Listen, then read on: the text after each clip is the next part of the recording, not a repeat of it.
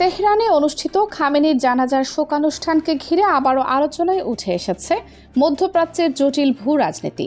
এই অনুষ্ঠানকে কেউ দেখছেন শুধু একজন গুরুত্বপূর্ণ নেতার শেষ বিদায় হিসেবে, আবার কেউ বলছেন এটি ছিল কূটনৈতিক বার্তা বিনিময়ের একটি গুরুত্বপূর্ণ মঞ্চ।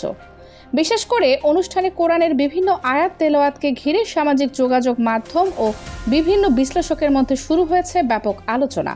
প্রশ্ন উঠেছে, এগুলো কি ছিল কেবল ধর্মীয় রীতি, নাকি এর মধ্যে লুকিয়ে ছিল রাজনৈতিক ও কূটনৈতিক বার্তা? আজকের প্রতিবেদনে আমরা সেই আলোচনা, বিভিন্ন পক্ষের ব্যাখ্যা এবং এর সম্ভাব্য প্রভাব নিয়ে নিরপেক্ষভাবে জানার চেষ্টা করব। তেহরানের গ্র্যান্ড মুসল্লায় অনুষ্ঠিত এই রাষ্ট্রীয় অনুষ্ঠানে বিশ্বের বিভিন্ন দেশের প্রতিনিধি উপস্থিত ছিলেন। মুসলিম বিশ্বের পাশাপাশি বিভিন্ন অমুসলিম দেশের কূটনীতিকরাও সেখানে অংশ নেন। স্বাভাবিকভাবেই এত বড় একটি আন্তর্জাতিক অনুষ্ঠানের প্রতিটি আনুষ্ঠানিক দিক বিশ্ব গণমাধ্যমের নজরে আসে। এর মধ্যে কোরআন তেলাওয়াতের বিষয়টিও বিশেষভাবে আলোচনায় উঠে আসে।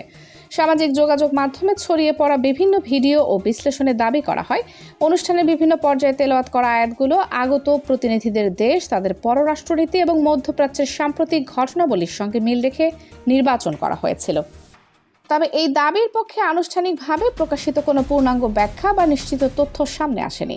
ফলে বিষয়টি নিয়ে বিভিন্ন ধরনের ব্যাখ্যা ও মতামত তৈরি হয়েছে। অনেক বিশ্লেষকের মতে ইরান দীর্ঘদিন ধরেই ধর্মীয় ভাষা, ঐতিহাসিক প্রতীক এবং রাজনৈতিক বক্তব্যকে একসঙ্গে ব্যবহার করে নিজেদের অবস্থান তুলে ধরে।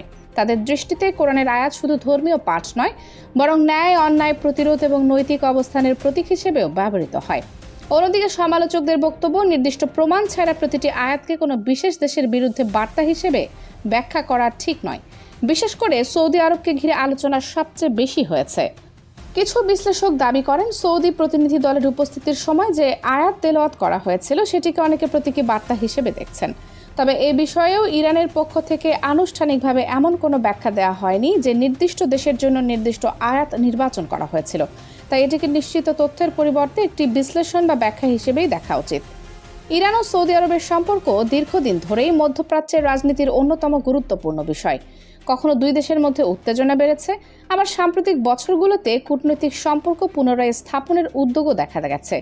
ফলে যে কোনো বড় আন্তর্জাতিক অনুষ্ঠানে দুই দেশের উপস্থিতি স্বাভাবিকভাবেই আন্তর্জাতিক পর্যবেক্ষকদের দৃষ্টি আকর্ষণ করে। একইভাবে গাজা যুদ্ধ, লেবাননের পরিস্থিতি এবং ফিলিস্তিন প্রশ্নেও ইরান ও বিভিন্ন আরব দেশের অবস্থানের মধ্যে পার্থক্য রয়েছে। ইরান নিজেকে ফিলিস্তিনি প্রতিরোধের অন্যতম সমর্থক হিসেবে তুলে ধরে। অন্যদিকে বিভিন্ন আরব দেশ নিজেদের জাতীয় নিরাপত্তা, আঞ্চলিক স্থিতিশীলতা এবং আন্তর্জাতিক সম্পর্ক বিবেচনা করে ভিন্ন ভিন্ন নীতি অনুসরণ করে।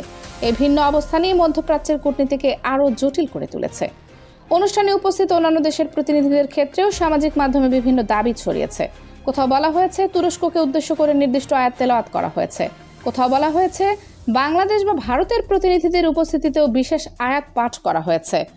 তবে এসব দাবির সত্যতা সম্পর্কে স্বাধীনভাবে নিশ্চিত হওয়া যায়নি এবং সংশ্লিষ্ট দেশগুলোর পক্ষ থেকেও এ বিষয়ে আনুষ্ঠানিক মন্তব্য খুব সীমিত।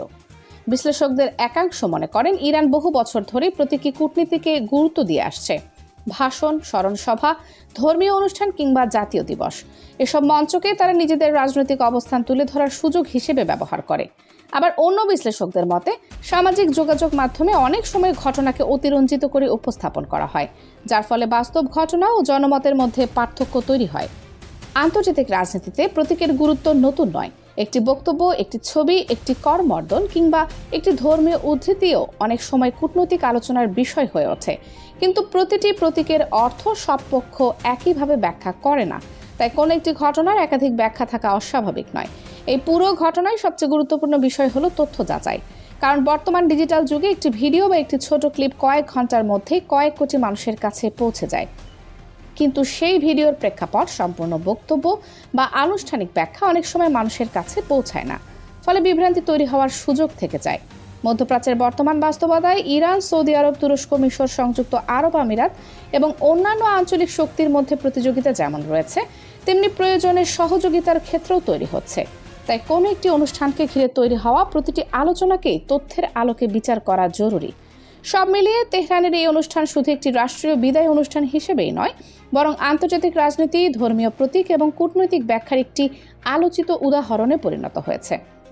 তবে কোনটি বাস্তব তথ্য, কোনটি রাজনৈতিক বিশ্লেষণ এবং কোনটি সামাজিক যোগাযোগ মাধ্যমে প্রচারিত দাবি, এই তিনটির মধ্যে পার্থক্য করা সবচেয়ে গুরুত্বপূর্ণ, কারণ নির্ভুল তথ্যের ভিত্তিতেই একটি ঘটনার সঠিক মূল্যায়ন সম্ভব, আর সেটিই হওয়া উচিত যে কোনো সচেতন দর্শকের প্রথম অগ্রাধিকার।